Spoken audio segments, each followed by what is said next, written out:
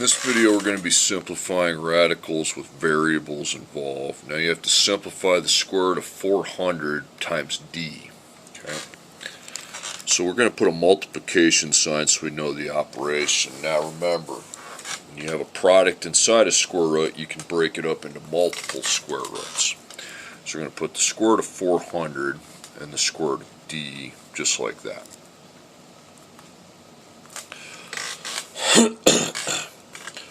Now, the 400 is simplified just like we've always done. I know I don't have the square roots going up to 400, so I'm going to find the square root of 400 on the calculator, and I see that's 20. Okay, so that's not irrational. Okay, so we don't do the IRR and then go and try to divide it and by this stuff. Okay, so the square root of 400 is equal to 20. Now, d, okay, the square root of d. Now I have one factor of d, okay, and it has a square root. Now, it's not to the second power, so then what happens is the d stays in its square root, okay? You can't get rid of the square root there, okay? You can get rid of the square root from the variable if you have a second power to go with it, but if there's no second power, okay, then that's just going to stay. So you make a square root, and you put your 20 outside. And I'm just going to make a note to myself that if this is a perfect square, which 400 is, it equals to 20, that goes outside the radical. So 20 goes in, and that factor of d stays inside the radical. So it's 20 square root of d. And before I start this problem, I'm just going to draw my square root down here. Essentially my job is to get as much of this expression out of the square root as I possibly can. Okay, that's what I'm going for. So we have 9 times y to the second. So we have the square root of 9, and we have the square root of y to the second. Now the square root of 9 is a perfect square, so that's not irrational either. Okay, the square root of 9 is going to equal 3. Okay. And remember, that goes out. When it's the square root of a perfect square, that goes out. Now, when your variable has an exponent, and see this d did not have an exponent, it was just one factor of d with a square root. Now this y to the second, that means it's y times y. And what we're going to do is put that square root over the two y's, okay? Two of the y's at a time get a square root. See, because what happens then is y to the second, okay, so what you do is you put it over two of them at a time. Y to the second, you cross that out and rewrite it as y to the second. The square root and the second power cancel out, okay? Square root and the second power will cancel out, and that's just going to give me an outside factor of y. Square root, second power, cancel out, and you just have a y factor right there. Okay, so that is out as well. Okay, so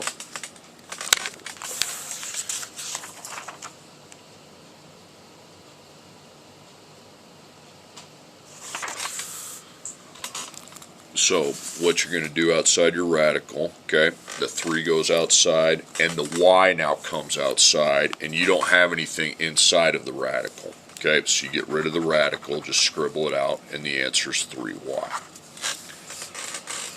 Okay, next problem. Square root of 72, y to the third.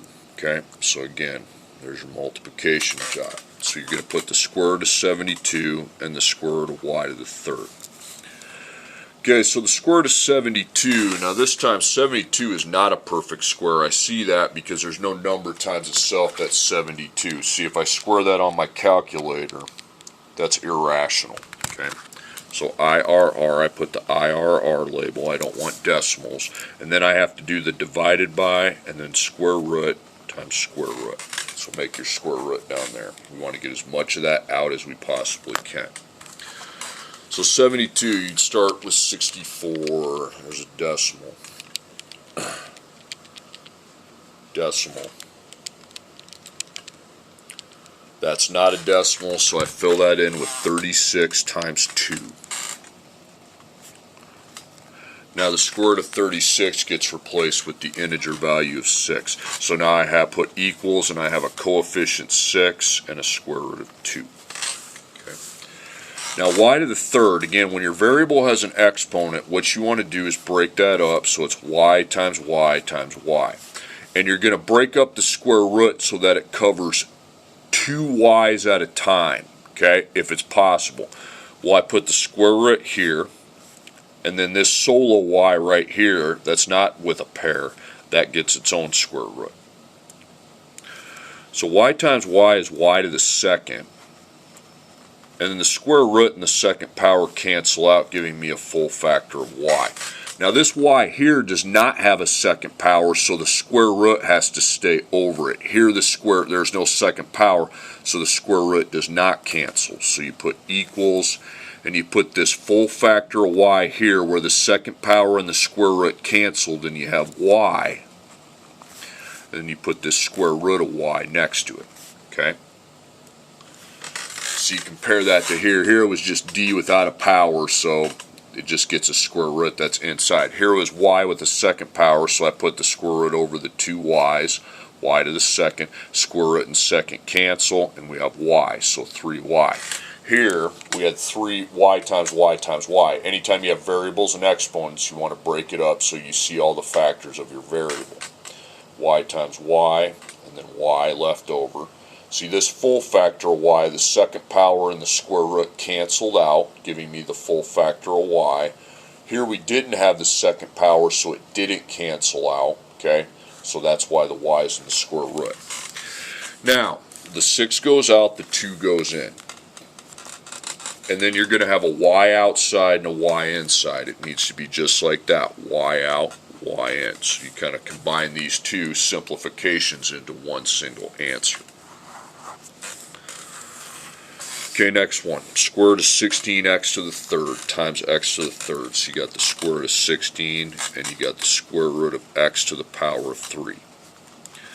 So 16 is a perfect square, so I don't have to do the IRR in the division, okay? It's equal to 4.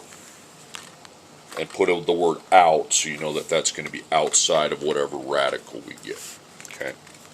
Now x to the third, that's x times x times x. Remember, you break up the radical so it covers 2 factors of x at a time.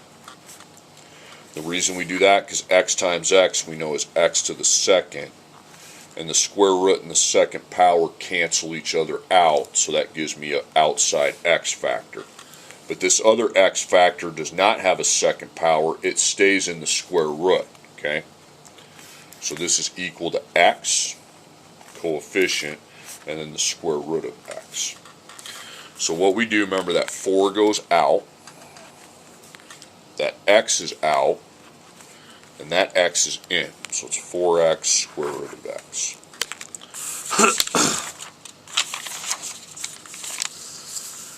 Okay, next problem. Now we have multiple square roots. Here's what you do when you have multiple square roots. You make it into 1, okay? And you multiply the insides. So we have 25 and 48. So I'm going to take 25 times 48. Here. I'm going to write up here how you do this. You take the 25 times the 48, you multiply the coefficients of your variables, and then you multiply your variables, the common variables that they have. Okay? So 25 times 48 gives me 1,200. That goes right here. Then x to the 5th times x gives me x to the 6th, because remember you add the exponents. That's 5 factors of x, and that's another factor of x. Now you're exactly where you were on the previous problem, okay? So you take the square root of 1,200 and the square root of x to the power of 6, okay? So square root of 1,200, now I don't, again, that's big, so I'm going to square root that on my calculator, and if I get a decimal, that means it's irrational, and I have to divide.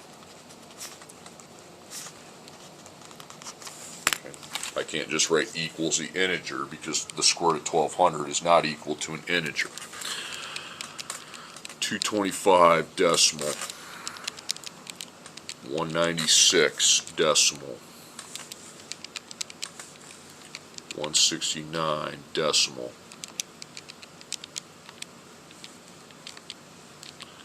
decimal. Actually, I'm going to do this. I'm going to write out a bunch of these more, okay? Just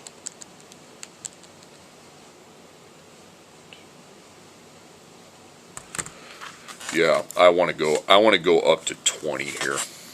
Okay. Just copy this down on the sheet, okay? So, it's not hard to do. If you take 16 times 16, that's 256. Watch how I do this here. It's very easy to do. Now take 17 times 17, 289. Now take 18 times 18, that's going to be 324. Now take 19 times 19, it's going to be 361. And 20 times 20 is 400.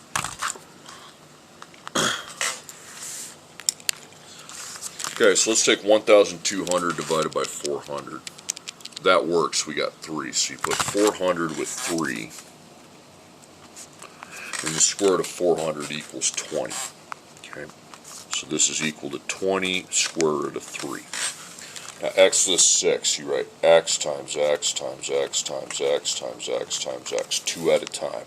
1, 2, 3. Okay, no remainder. So all these, we should get a whole factor of x. So x times x is x second, and then the square root and the second cancel, giving me x. X second, square root over a variable to the second gives you just the variable. Okay, x second gives you just the variable. So that gives me 3 whole outer factors of x. So it's just x to the third power because we got 1, 2, 3. And we didn't have any remainders, so that's not going to be in a square root. This is going to be out. All of that, those x's come out. There's no square root remainder like there is here. Okay, so I make my square root. 20's out, 3's in. That's easy to see. And then x to the third, if there's no square root, it goes out. Okay, next problem. Again, we have multiple square roots. So we make a square root. Now you're like, what do we do with this 5? Just look inside the square roots, okay? Inside the square roots. You have 11g and you got g. You can't take the 11 times the 5 like you could here. See, I did the 25 times the 48 because they're both inside the radicals. Now, 5's a coefficient, 11's a radical. So you're just going to put 11 here. And then you're going to put the g times the g, and it's g to the second.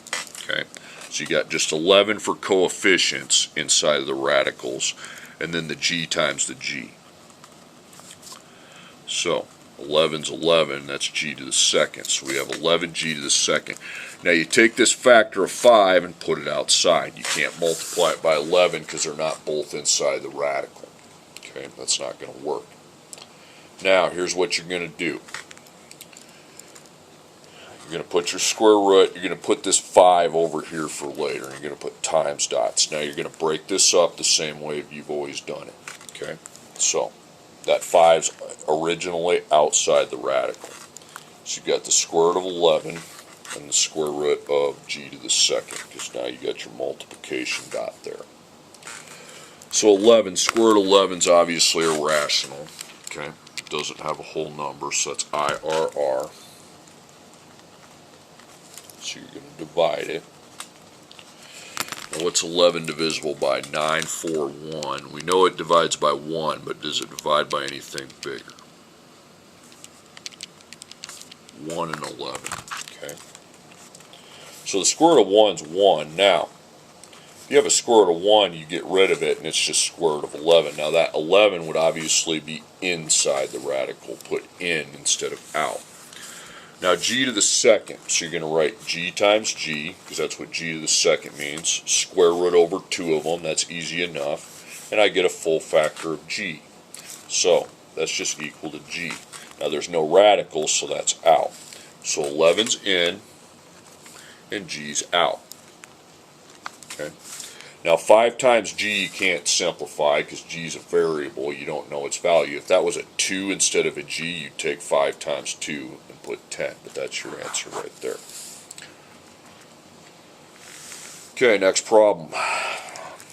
You make that into one single radical. Inside the radical you have an m, a 5, and an m. Okay? I mean, put in the multiplication signs if you want. Okay? Inside you got 5 and then m and m. So we put the 5 down and then we take m times the m. That's m to the second.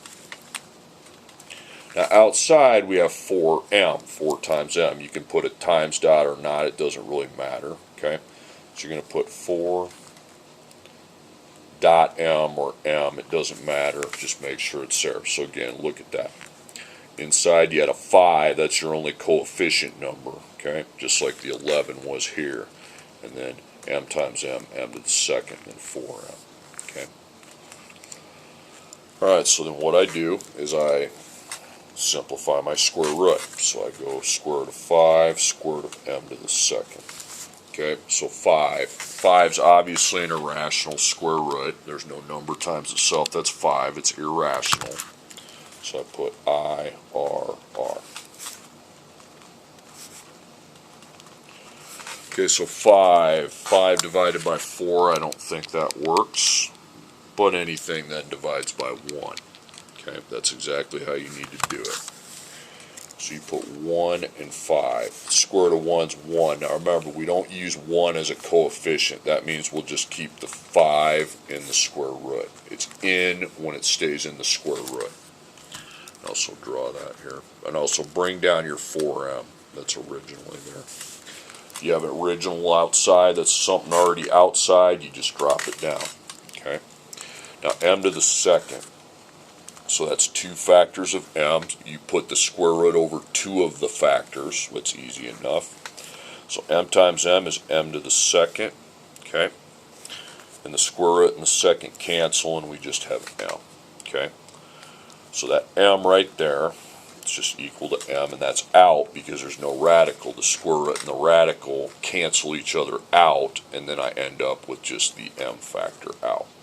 Okay, so 5's in, and m is out, so you put times m here. Okay. Now, outside you can simplify. I do expect you to simplify the outsides if it's possible. See, up here it wasn't possible because 5 times g, you know, that's just 5g. Okay, 20 times x third. But here you got 4m times m. Well, you times the m's together, and that's m to the second. So it'd be 4m to the second, and then the square root of 5. So the outside I expect to be simplified as much as you possibly can. Okay, next one. Multiple radicals and multiplication, you combine it into one. Okay, so inside you got a 7, an x, and an x. That 7 right there, that's outside. We're just going to put that down there. Okay. So if you have any outside coefficients to begin with outside of the radicals or the square roots, you just put them down there. Now inside we got a 7, an x, and an x. So we got the 7, and then we got the x and the x. Well, the 7 just goes here, and then x times x is x second. Okay, okay, now I need to simplify the radical. Now we have this 7 that's there to begin with, and then we simplify the square root of 7 and the square root of x to the second. Okay. Okay, so the square root of 7, obviously that's irrational. 7's not a perfect square, so you put IRR and the division. Then you make 2 square roots here.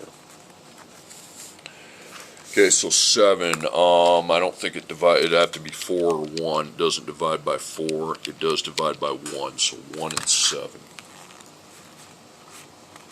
So the square root of 1 is equal to 1. Remember what I said, don't use 1 as a coefficient. So you're just going to leave that as a square root of 7. Now obviously when it's a square root, it stays in. Okay. Now the x to the second, you break that up into x times x, and you put the radical over 2 of them at a time. Okay. Now that we know that's x to the second, and the square root and the second power cancel, giving me just x. Okay. So there's no square root remaining, and if there's no radical there, that goes out. Okay. So the 7 is in, the x is out, and I can't simplify 7 times x. That's not going to work. Okay, so I'll just leave it as 7 times x or 7x.